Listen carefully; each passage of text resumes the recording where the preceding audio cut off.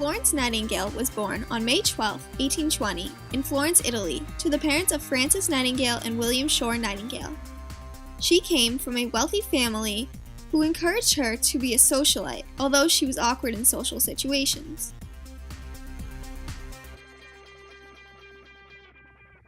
Florence was raised on the family estate at Lea Hurst, where her father provided her with a classical education.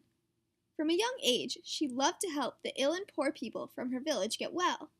When Florence was 17 years old, she saw a friend's dog was injured and took it upon herself to bandage the dog's leg. This confirmed she wanted to pursue a career in nursing. Against her parents' wishes, in 1844, Nightingale enrolled as a nursing student at the Lutheran Hospital of Pastor Fliedner in Kaiserwerth, Germany.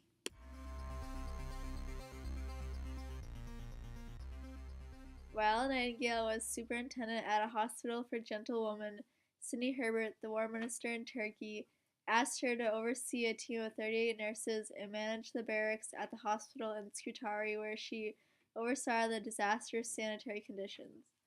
In the Crimean War, Nightingale was put in charge of nursing British and Allied soldiers in Turkey.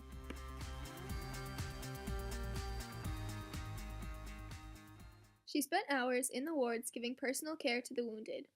When she helped the soldiers in the wards, she would use the light from her lamp to write letters from the dying soldiers to their families back home. This special care was usually given at night in the dark, providing her with the nickname Lady with the Lamp.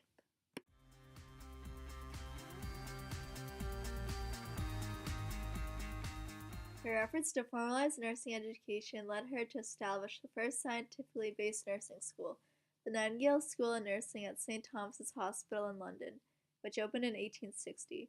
The nurses at St. Thomas's introduced the ideas that they learned from Florence Nightingale. Nightingale's theories were published in Notes in Nursing in 1860. Her theories were largely respected among the public, and her concerns for sanitation, military health, and hospital planning practices are still in existence today. Examples of her practices that are still used today are proper sanitary conditions, the patient's overall well-being, and the proper education and training nurses receive.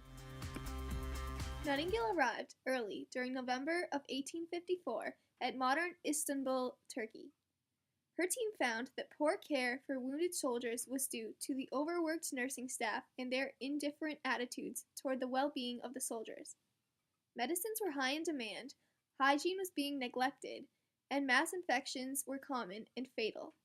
Due to the fact that it was still the mid-1800s, people did not understand how poor hygiene affected health and did not have the modern technology to counteract the deadly illnesses spreading rapidly.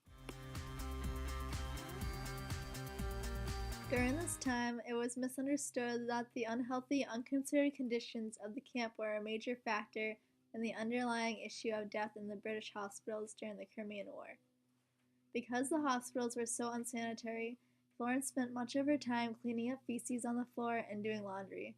Laundry was needed to be done because of lice, fleas, and other bugs, and rats infesting clothing and surrounding barracks.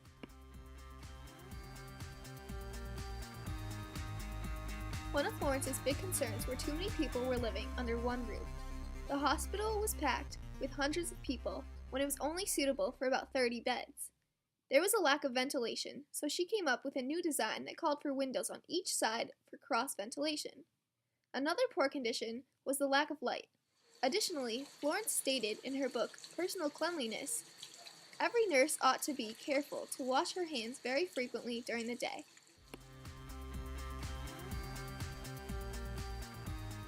Nightingale argued that the high death rate was due to poor nutrition, lack of supplies, stale air, unsanitary conditions, and overworked soldiers and nurses. The death rate at the Crimean War hospitals was about 40%. After Nightingale returned to Britain and began collecting evidence before the Royal Commission on the Health of the Army, she became to believe that most of the soldiers at the hospital were killed due to poor living conditions. Her feedback was used by the Royal Commission to enhance the conditions at the barracks even further. Continuous efforts on draining sewage and maintaining cleanliness and aesthetically pleasing conditions was also enforced. This experience influenced her later career when she advocated sanitary living conditions as of great importance. Consequently, she reduced peacetime deaths in the Army significantly, and turned her attention to the sanitary design of hospitals and the introduction to the professionalism of nursing. Florence Nightingale changed the professionalism of nursing by enforcing certain criteria, such as maintaining good conditions, nutrition, hygiene, care, and comfort for the patient. She also believed in proper education and training for nurses.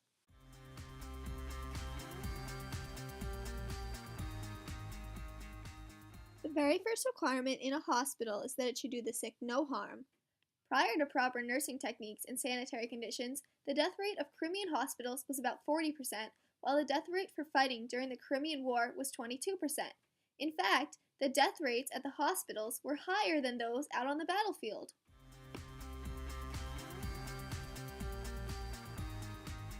In 1907, Florence was the first woman awarded the Order of Merit. International Nurses Day, observed annually on May 12th, commemorates her birth and celebrates the important role of nurses in healthcare. Nightingale reduced the death rate from 40% to 2%, either by making improvements in hygiene herself or by calling for the Sanitation Commission, a U.S. agency created by the federal legislation in 1861 to help the sick and wounded soldiers. During her first winter at Scutari, 4,077 died. 10 times more soldiers died from illness than from battle. Due to Florence Nightingale's improvements, the death rate in modern-day hospitals is substantially lower.